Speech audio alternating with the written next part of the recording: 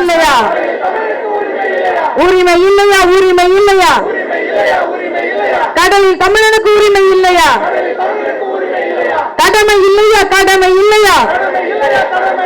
மீனவனை காப்பாற்ற தமிழக அரசுக்கு கடமை இல்லையா?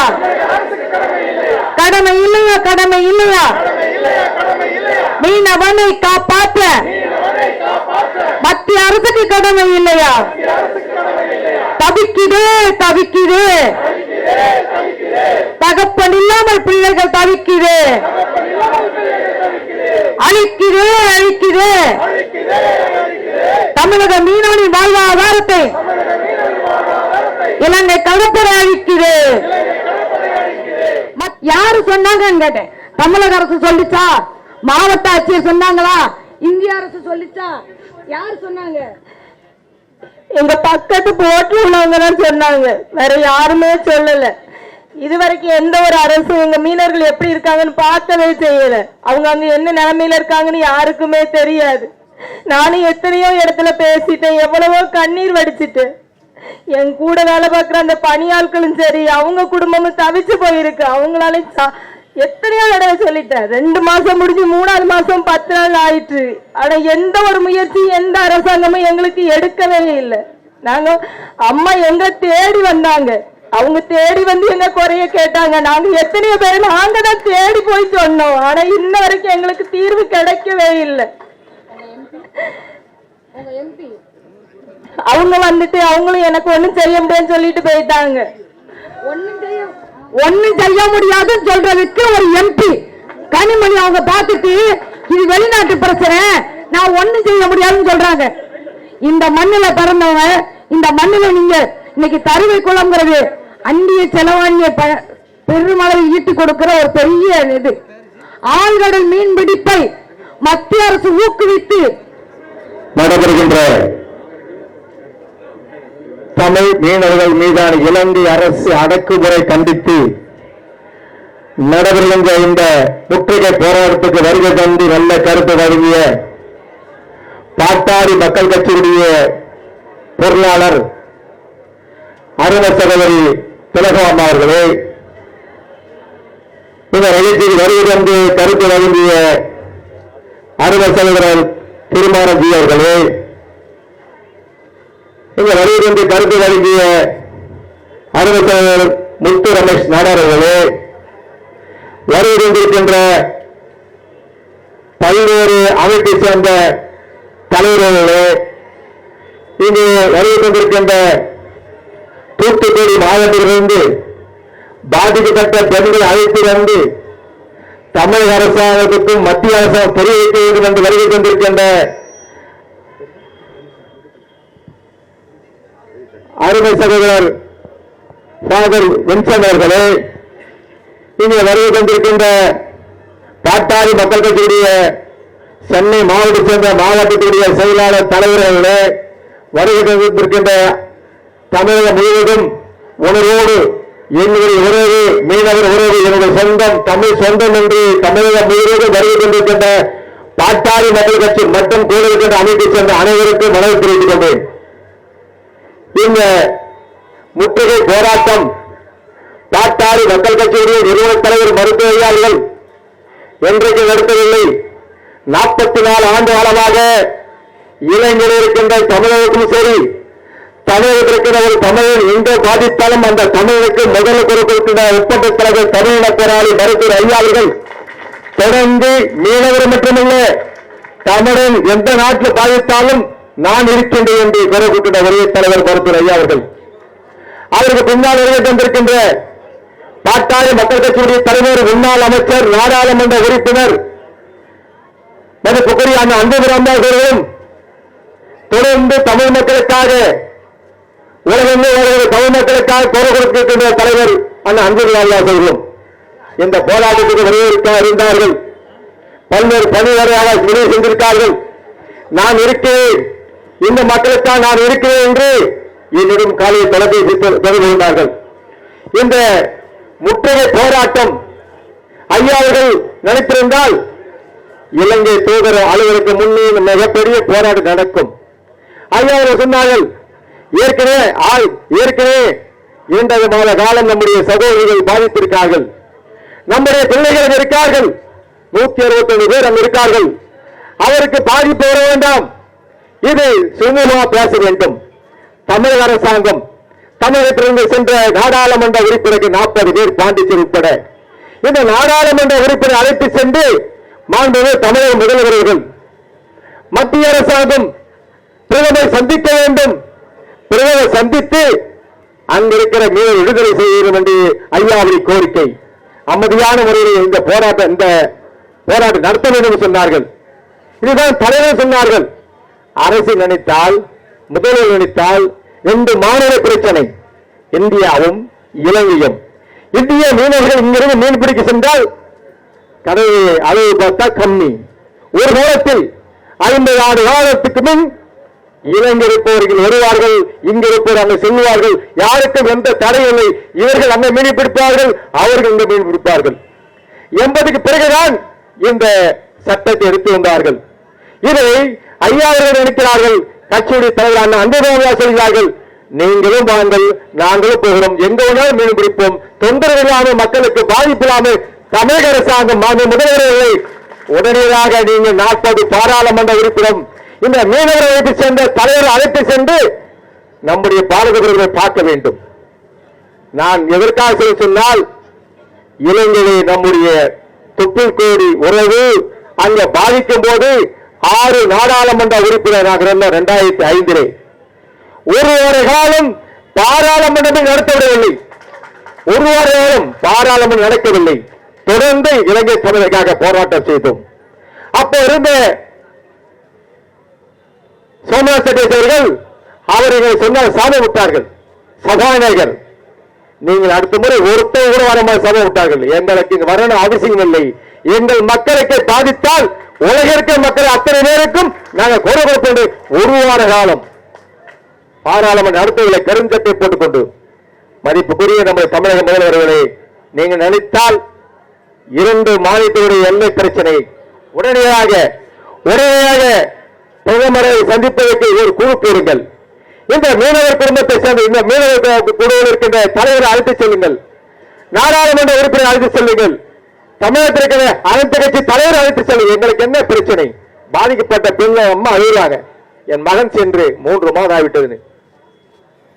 என்னுடைய கணவர் சென்று 2 மாத காலமாக நான் பார்க்க பிள்ளை அழைய சொல்வதாக ரொம்ப கஷ்டமா இல்லையா?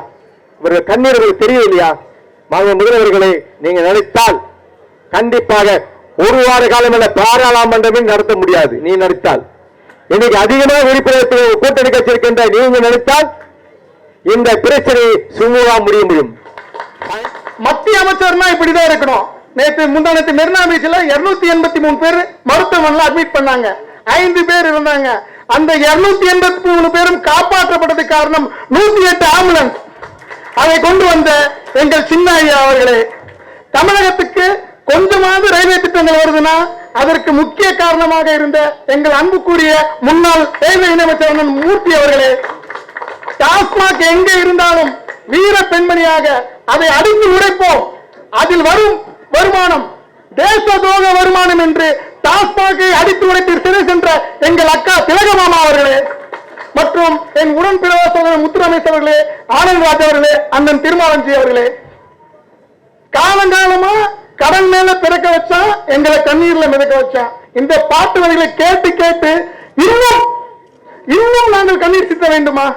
தருவைக்குளம் மீனவர்கள் இந்தியாவில் அந்நிய செலவான மிக பெரும் பகுதி தருவைக்குளம் மீனவர்கள் வாயிலா வருது. உங்க எல்லாருக்குமே தெரியும்.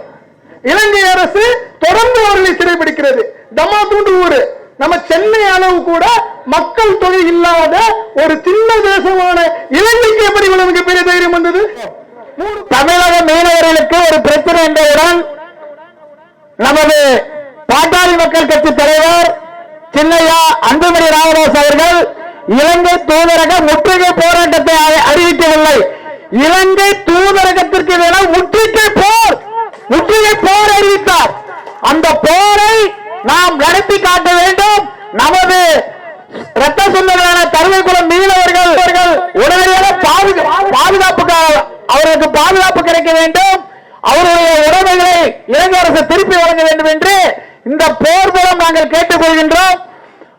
தமிழர்களுக்கு என்று ஒரு பிரச்சனை என்றாலும் சரி, மீனவர்களுக்கு ஒரு பிரச்சனை என்றாலும் சரி, தமிழ் மொழிக்கு ஒரு பிரச்சனை என்றாலும் சரி, நாடார் சமுதாயம் அங்கே முதலிடத்தில் இருக்கும். நாடார்கள் வந்து அனைத்து சமுதாய மக்களுக்காகவும் உடனடியாக போராட்டத்தில் இறங்குவோம். தொடர்ந்து தமிழ் சமுதாயத்துக்காக போராடி கொண்டிருக்கக்கூடிய பாட்டாளி மக்கள் கட்சிக்கு தமிழ்நாடு நாடார் சங்கம் அனைத்து போராட்டங்களிலும் உறுதுணையாக இருக்கும் என்று கூறி, இலங்கை அரசு, மத்திய அரசு, மாநில அரசு உடனடியாக எங்கள் ரத்த சொந்தங்களான கருவைக்குளம் மீனவர்களை மீட்க வேண்டும். அப்படி மீட்க நடவடிக்கைக்காக இலங்கை தூதரகத்தை தமிழ்நாட்டில் இருந்து வெளியேற்ற வேண்டும் என்று கேட்டுக்கொண்டு தமிழ்நாடு நாடார் சங்கம் சார்பாக எச்சரிக்கையுடன் தெரிவித்துக் கொள்கின்றேன். நன்றி. தொடர்ந்து மீனவர்கள் மீது நடத்தப்படக்கூடிய அத்துமீறல்களை கண்டித்து பாட்டாளி மக்கள் கட்சி சார்பாக நடக்கக்கூடிய இந்த இலங்கை தூதரக போராட்டத்திற்கு தலைமையேற்று நடத்தி கொண்டிருக்கக்கூடிய அருமை அண்ணன் AK மூர்த்தி அவர்களே, சகோதரி திலகபாபா அவர்களே, என் அருமை சகோதரர் முத்துரமேஷ் நாடார் அவர்களே, சுதேசி மனிதர் சங்கத்தினுடைய தலைவர் அருள் அவர்களே, தென்னிந்திய ஃபார்வர்ட் பிளாக் கட்சியினுடைய பொறுப்பாளர்களே, நாடார் சங்கத்தினுடைய பொறுப்பாளர்களே, பாட்டாளி மக்கள் கட்சியினுடைய நிர்வாகிகளே, தொடர்ந்து தமிழக மீனவர்கள் தாக்கப்பட்டால் மட்டும் அவர்கள் இந்திய மீனவர்களாக கருதப்படுவதில்லை. அவர்கள் தமிழக மீனவர்கள். இங்கே ஒரு ஆட்சி நடந்து கொண்டிருக்கிறது, ஒரு மன்னர் ஆட்சி. தன் பேரனுக்காக, தன் குடும்பத்திற்காக தள்ளாத வயதிலும் விமானம் ஏறி சென்று அமைச்சர் பதவிகளை பெற்றுக் கொடுத்த கலைஞர் அவர்கள் ஒரு வார்த்தையை சொன்னார். மீனவர்களுக்கு பேராசை, அதனால் எல்லை தாண்டி போய் மீன் பிடித்து அவர்கள் அடிபடுகிறார்கள், சுடுபடுகிறார்கள் என்று இரக்கமில்லாத சொன்ன தகப்பன் விட்டு வழியிலே இன்றைக்கு திரு ஸ்டாலின் அவர்கள் ஆட்சி செய்து கொண்டிருக்கிறார். ஒரு மன்னர் ஆட்சி நடந்து கொண்டிருக்கிறது.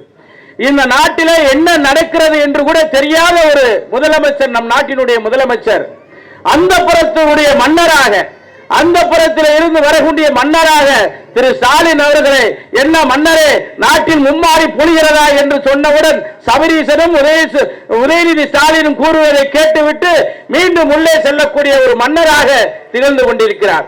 கிட்டத்தட்ட 162 பேர் சிறைச்சாலையிலே இன்றைக்கு சித்திரவதைப்பட்டுக் கொண்டிருக்கிறார்கள். அவர்களுடைய அடிப்படை வாழ்வாதாரம் என்பதே மீன்பிடி தொழில்தான். இதற்கு பல ஆயிரம் ஆண்டுகளாக, பல நூறு ஆண்டுகளாக இந்த பிரச்சனை முடிவுக்கு வராமல் இருக்கிறது. எந்த அரசாங்கம் வந்தாலும் இந்த மீனவர்கள், நாகப்பட்டினம், ராமேஸ்வரம் மீனவர்கள், தூத்துக்குடி மீனவர்கள் தொடர்ந்து பாதிக்கப்படுகிறார்கள். இந்த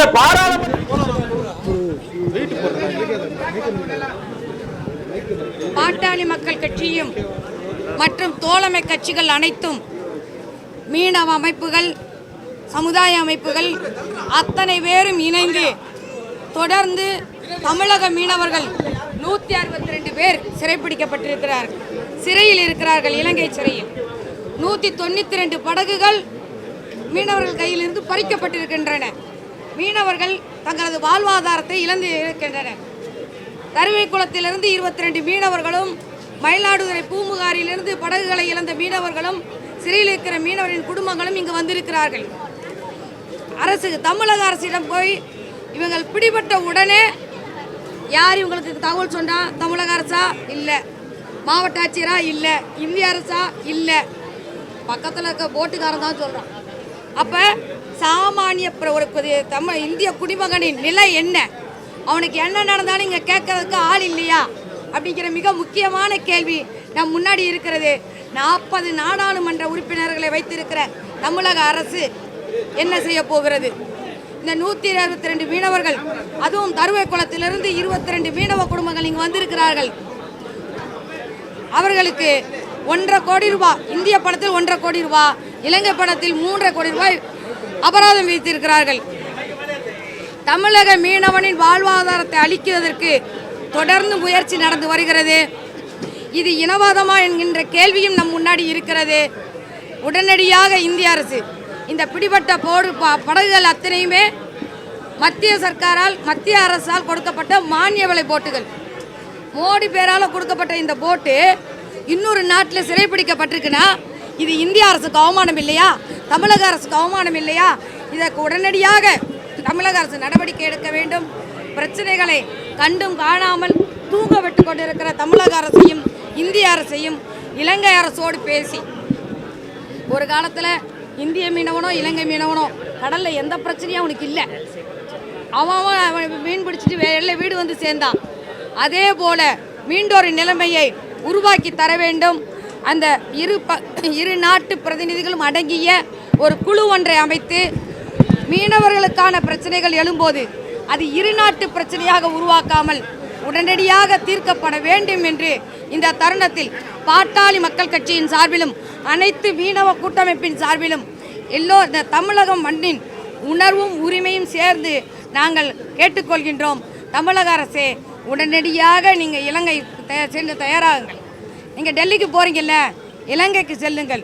இந்த மீனவர்களை மீட்டெடுத்து வீடு கொண்டு சேர்ப்பதற்கு உடனடியாக வழிவகை செய்ய வேண்டும் என்று தமிழக அரசையும் மத்திய அரசையும் பாட்டாளி மக்கள் கட்சியின் சார்பில் கேட்டுக்கொள்கின்றோம்.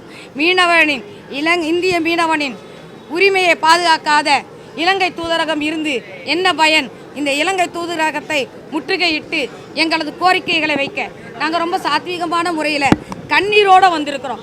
எங்கள் கோரிக்கைகளை முன்வைக்க இலங்கை தூதரகத்தை முற்றுகையிட தயாராக இருக்கிறோம்.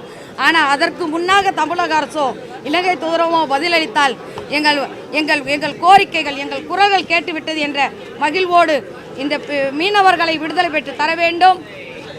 162 மீனவர்கள் விடுதலை பெற வேண்டும். 192 படகுகள் மீட்கப்பட வேண்டும் என்று இலங்கையின் முன்னாலும் இந்திய அரசின் முன்னாலும் கோரிக்கைகளை வைக்கும்.